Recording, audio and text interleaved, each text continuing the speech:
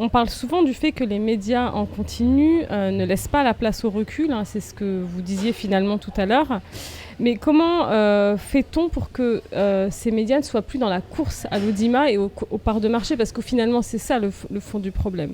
C'est qu'aujourd'hui, on a des médias donc, en continu qui sont plus des fabricants d'informations avec une vraie contrainte économique, qui sont des entreprises, que des journalistes, j'ai envie de dire. Alors comment on arrive à casser le cercle, si tant est que ce soit possible? Oui, il faut avoir à l'esprit que le concept même de médias d'information en continu, en tout cas en télévision, apparaît dans un contexte commercial. La première télévision d'information en continu qui va jouer un rôle important, je dirais très rapidement d'ailleurs au niveau planétaire, c'est CNN.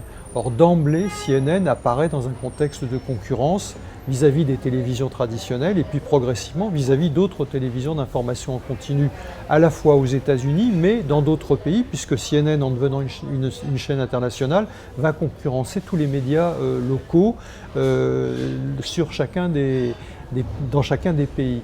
Et ce qui est important de voir, c'est que d'emblée, le concept que développe CNN est conçu pour permettre à la fois une captation de l'intérêt, une captivation, on dirait, une captation en tout cas de l'émotion, de l'intérêt du public et donc très largement, avec une dimension de spectaculaire très fort. D'où, si vous voulez, on ne peut pas dire que CNN puis les autres chaînes d'information en continu sont en permanence dans ce rythme de l'événement, mais c'est dans les événements forts qu'ils s'imposent comme des médias ayant une singularité et ayant une capacité à intéresser leur public. Et c'est dans ces événements-là que petit à petit, ils vont agglomérer des publics de plus en plus importants. Par exemple, dans le cas de CNN, ça va être la guerre du Golfe, ça va être le siège du Parlement de Moscou, puis ça va être la guerre d'Irak. C'est un certain nombre d'événements comme ça qui vont faire que petit à petit, une petite chaîne en termes de moyens à l'origine, va devenir crédible face aux énormes machines que étaient les télévisions américaines et puis un certain nombre de télévisions en Europe. Et pour y arriver, ils ont été obligés de concevoir, puisqu'ils n'avaient pas énormément de moyens économiques au départ, ils ont été obligés de concevoir un mode d'organisation complètement différent. Par exemple, plutôt que d'avoir une couverture, puisqu'ils avaient une intention planétaire, plutôt que d'avoir un espèce de maillage planétaire comme toutes les grandes agences d'information ont, hein, des correspondants dans chaque pays, etc., ils ont eu au contraire l'idée de créer quelques bureaux dispersés sur la planète où étaient concentrés un certain nombre de moyens techniques et de journalistes, et c'est chacun de ces bureaux qui, lorsqu'un événement se produit, vont projeter des journalistes. C'est vraiment la notion comme les militaires, on projette des journalistes sur ces lieux de l'événement.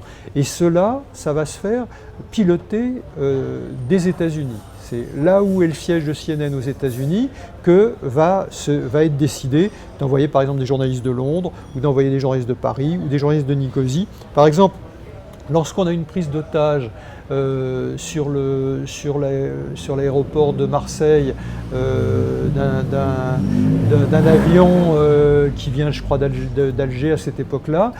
Oui, ce sont des journalistes de Londres qui vont couvrir l'événement parce que les journalistes de CNN qui étaient basés à Paris n'étaient pas disponibles, avaient moins de moyens de le faire. Donc ça, c'est assez classique comme dispositif. Donc ça, c'est la première chose, on projette des journalistes. Ces journalistes qu'on projette sur un événement, par définition, ils n'en connaissent pas la nature. Donc le principe, c'est de leur donner une espèce de feuille de consigne extrêmement sommaire qui caractérise le type d'événement auquel ils ont affaire, et leur formation, la manière dont ils ont été préparés, tient compte, je dirais, justement du fait qu'ils doivent pouvoir très rapidement sur place trouver un certain nombre d'interlocuteurs qui peuvent décrire l'événement, et ils ont, je dirais, les rudiments, les manières d'aborder les témoins de telle manière à ce que ces témoins puissent traiter l'événement. Donc c'est vraiment on n'en a pas toujours l'idée, mais c'est une technique très particulière de pratiquer le journalisme, c'est-à-dire un journaliste qui n'est pas un spécialiste d'un domaine, qui n'est pas habitué à travailler avec les interlocuteurs qu'il va avoir sur place, mais qui a appris, je dirais, ce type de positionnement et qui va le répéter de manière extrêmement fréquente. Et si on prend par exemple à notre échelle, à l'échelle française, la chaîne qui me semble avoir quand même beaucoup repris de ce modèle CNN, c'est certainement BFM.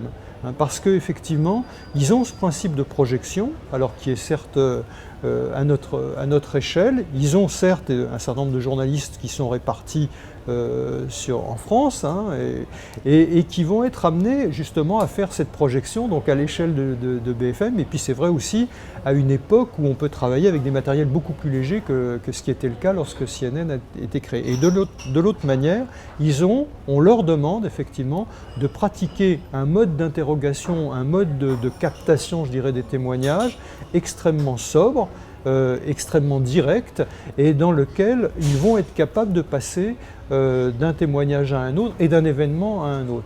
Moi, il est assez fréquent que dans la journée, je sois en contact avec un journaliste de BFM qui en est à son 4e ou à son 5e sujet et qui aura traité peut-être de politique le matin, de questions de société le soir, et qui va m'interroger sur des questions, par exemple, d'économie des médias qui n'ont absolument rien à voir, et il n'aura certainement pas eu l'occasion effectivement d'entrer dans les sujets. Il faut avoir à l'esprit, on a évidemment toujours eu en radio ou en télévision, je dirais, la notion de reporter. C'est vrai qu'on a toujours eu des gens qui étaient un peu des généralistes et qui étaient amenés à aller sur le terrain, mais ces gens-là, on leur donnait quand même le temps de s'installer, et on essayait de faire en sorte, souvent d'ailleurs, que ces reporters, et surtout si l'événement était important, aient déjà une connaissance du terrain, un certain nombre de points de repère qui leur permettent de se mouvoir sur le terrain.